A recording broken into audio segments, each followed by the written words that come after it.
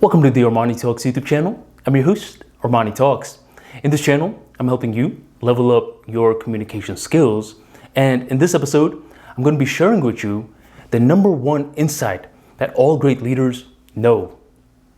Isn't it pretty dope that during our dreams, most of the dreams are centered around other humans? Very rarely, if ever, is it centered around objects. Sure, objects can come secondary, but it's humans that are predominant. You think that when we wake up, we have this little light bulb moment. Maybe, just maybe, humans are a big part of what we call life. And maybe, just maybe, I should understand how they work. But that's not what most of us do. What most of us do is the exact opposite. We don't understand how humans work, yet we interact with them, we react to them, and we do business deals with them without understanding the general mechanisms of how they move.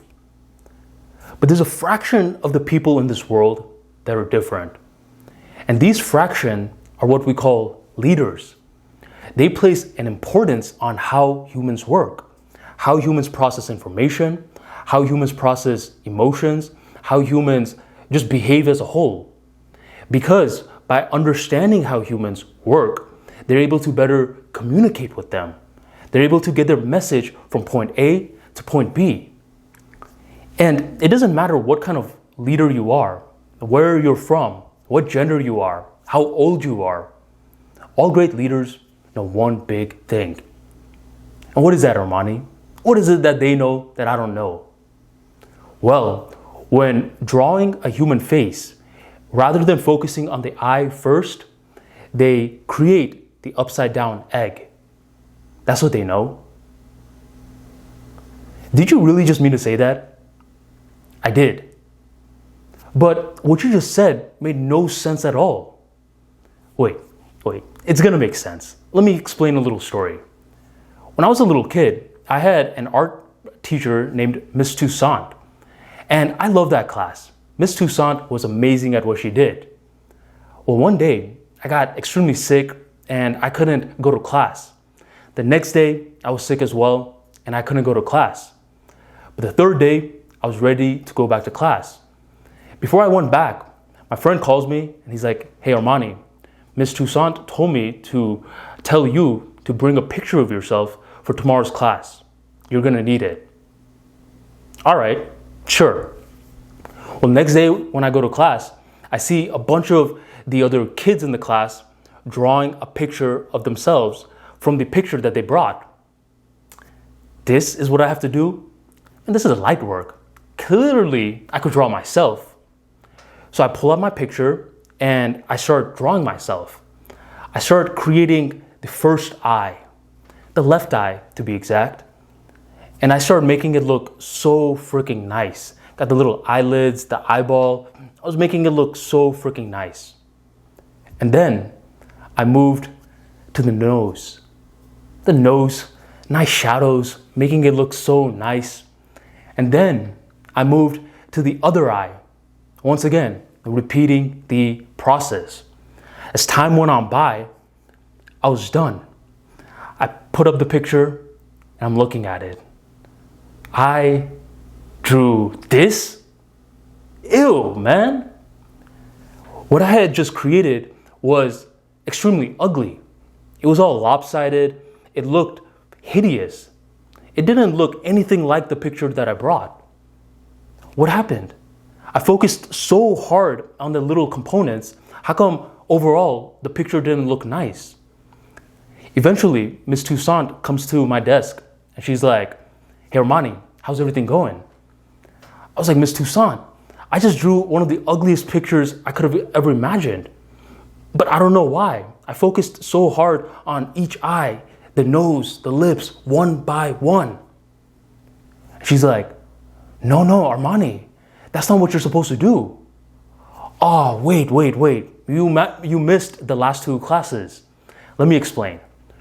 Rather than focusing on each component first, what you're supposed to do is focus on the big picture first. And you do that by first creating an outline of an upside down egg. Why an upside down egg? Because an upside down egg gives you a general vibe for a human face. And once you have that upside down egg, you split it down two and you cross a little line to the side. And now it's much easier to place the eyes on the right spot, place the nose on the right spot, place the lips on the right spot. And from there, creating your entire picture becomes much, much easier. All right? So the first time what you did is you focused on the components. What I want you to do is focus on the big picture and then zone in on the components. Does this make sense, Armani? It makes a lot of sense. Let me try it out. I had more time, tried it out, and once I was done, the picture looked beautiful, much better than the picture from before. What I learned that day was, in order to draw better, you should focus on the general vibe, the general sketch, and then zone in. Likewise, what great leaders understand is that in order to communicate your message, you don't want to be communicating all the little details, all the little eyes. You want to communicate the big picture. It's the gestalt principle, which states that humans perceive information as the whole rather than the individual parts. To give you an illustration of this, when you look at me, what do you see? I see Armani. Exactly. Notice what you just said. You said, I see Armani. You didn't say, I see eyes, I see nose, I see some hair, I see a shirt. You didn't break it down into individual components like that. Because even though you could have done that, even though that would have been the right answer, you didn't do that. You immediately went to saying the whole, Armani. Instead of focusing on the small little components, you focused on the upside down egg. Great leaders understand this because they understand that humans perceive information like that, which is why the phrase communicating the big picture is so often associated with leaders. And later on in the game, what leaders can do is zone in on the details if need be. Sometimes they don't need to zone in on the details because all great leaders understand this. By communicating the big vision, they're able to relay the vision from point A to point B. It's the vision that inspires others. It's not the details that inspire others. Details, all that kind of stuff comes secondary. So what I'm trying to get you to understand is being a leader requires a paradigm flip.